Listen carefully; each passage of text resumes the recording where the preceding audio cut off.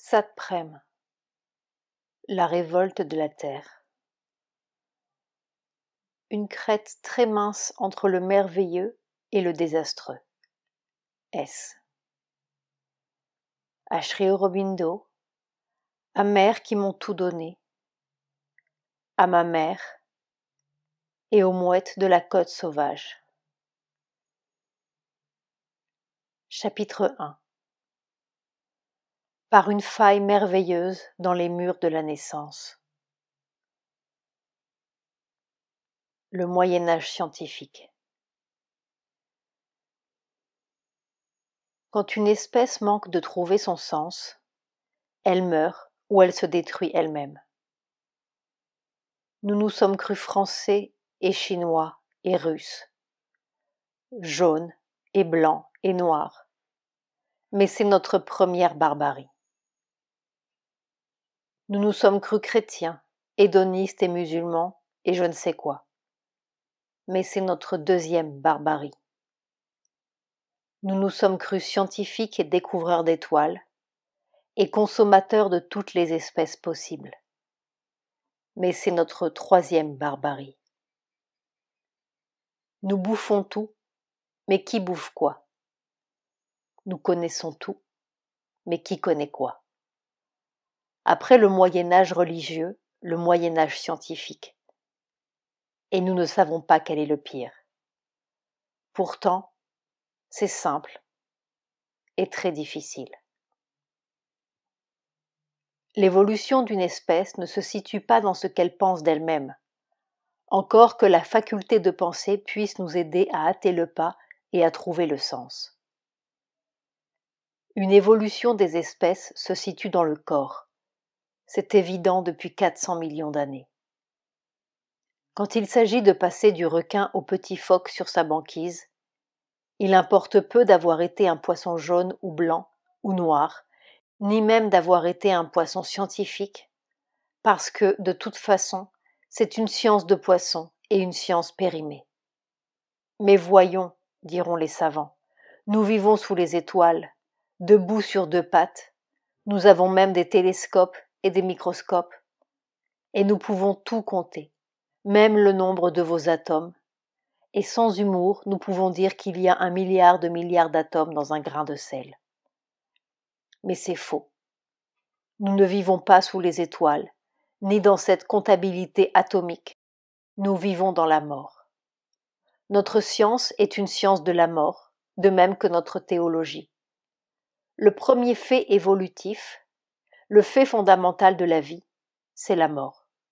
Et nous voyons tout, nous connaissons tout, et nous sentons tout à travers ce mur de mort, de même que le poisson à travers sa pellicule d'eau.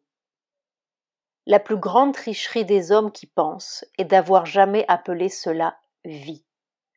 C'est le plus sensationnel faux nom de toute l'histoire. On ne pourrait même pas parler d'une symbiose de la vie et de la mort, parce que cette vie-là est la mort. C'est une nécrobiose. Faute d'avoir eu le courage de regarder ce simple fait primordial de l'évolution des espèces, nous nous sommes embarqués dans tous les faux sens et dans tous les faux moyens. Et c'est en train de nous sauter à la figure.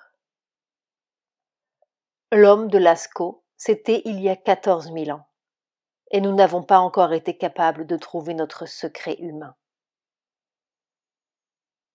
Quelle fausse route avons-nous donc suivie? Il s'agit de hâter le pas, s'il n'est pas trop tard. Il s'agit de trouver la faille dans le mur, ce lieu du corps où se situe la possibilité du prochain pas de l'espèce ou de la prochaine espèce. Et d'abord, dans quel sens chercher? Ce n'est évidemment pas dans l'amélioration de nos circonvolutions cérébrales, ni de nos ingéniosités diverses, pas plus qu'il ne s'agissait d'améliorer le nombre et les nageoires du requin pour passer à l'amphibie. Amphibie, c'est celui qui vit des deux côtés, ou qui meurt des deux côtés, comme l'on veut. Nous ne sommes nullement amphibies. Nous vivons d'un seul côté, celui de la mort, et nous ne connaissons de la Terre, des planètes, et de toutes les étoiles possibles, sans parler de nous-mêmes, que le côté de la mort. Qu'y a-t-il de l'autre côté du mur, sans laisser un cadavre derrière soi? Voyons, de l'autre côté du mur, il y a de purs esprits, ou une boîte dans le cimetière. Voyons encore, où est-il votre mur? Nous ne l'avons jamais vu sous nos microscopes. Nous avons vu des cardiaques, des tuberculeux, des encéphalogrammes aplatis et des accidentés sous un camion, et puis des vertèbres dans une boîte. Mais votre mur, où est-il? Cela se verrait. Mais nous n'y voyons rien, pas plus que le poisson dans son bocal océanique. Nous avons défini toutes les conditions de la vie, sans nous apercevoir que ce sont les conditions de la mort. Nous avons dit, au-delà de tant de degrés centigrades, c'est la mort. Au-delà de telle pression atmosphérique, c'est la mort. Au-delà de telle quantité d'oxygène, c'est la mort. Au-delà, nous n'en finirons pas d'énumérer tous les au-delà de la vie, parce que ce sont tous les au-delà de la mort et tous les murs de notre prison, à l'intérieur desquels nous nous croyons de bons vivants. Pas si bons depuis quelque temps. Mais c'est un mensonge. Il se pourrait bien que ce simple fait primordial de l'évolution nous donne aussi la clé du prochain pas de l'évolution, ou, disons avec Sri Aurobindo, de la nouvelle évolution, qui n'est plus celle de Lamarck ni de Darwin, mais l'aube de la première vie sur la Terre, la nécrobiose décapitée de son faux nom, la grande faille dans le mur de l'évolution. La faiblesse d'une espèce est son meilleur moyen de passage à autre chose. La prochaine espèce n'est pas une amélioration de la précédente. Ce n'est pas quelque chose qui s'ajoute, comme des nageoires, des pattes ou des ailes, ou comme de nouvelles circonvolutions. C'est quelque chose qui s'en va. Et ce quelque chose qui s'en va est essentiellement ce qui fait la mort de toutes les espèces. Ce cocon primordial qui enveloppe tout et pourrit tout. Il n'y a pas de surhomme, il y a un autre homme, ou peut-être un premier homme parce que, jusqu'à présent, il n'y a guère que des animaux mortels dotés d'une intelligence plus ou moins habile pour s'évader de leur triste sort par le haut ou par le bas. Ni le haut spirituel, ni le bas matériel ne nous aident, mais le dedans de notre corps, et un dedans si profond qu'il faut peut-être remonter à l'âge d'avant les trilobites et à la lithosphère. Nous n'attendons rien des extraterrestres, mais un formidable secret puissant d'un intraterrestre inconnu. Déjà donc, nous avons un sens, cette faiblesse mortelle, et c'est le premier pas pour attraper la clé. Il est tellement évident, pour faire un peu de philosophie aquatique et prochainement amphibienne, que rien ne peut être dans l'univers sauf pour la joie.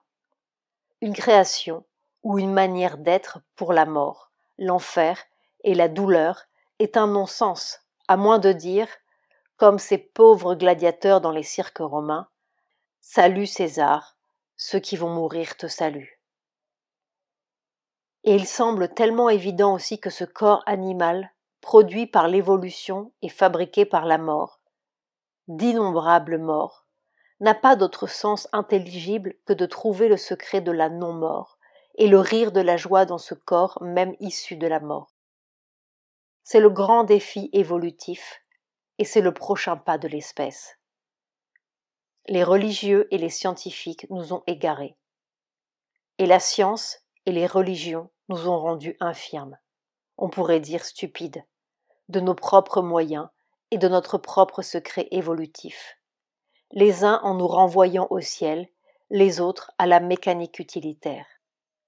Nous ne sommes pas savants, nous sommes infirmes. Et sommes-nous humains seulement? Nous avons des téléphones, des télégraphes, des avions et que sais-je. Tous les moyens possibles de mourir dans la prison, scientifiquement catalogués et verrouillés, tout ce qu'il faut pour nous dispenser de trouver la clé. Et puis une médecine qui nous donne tous les moyens de mourir de ces guérisons.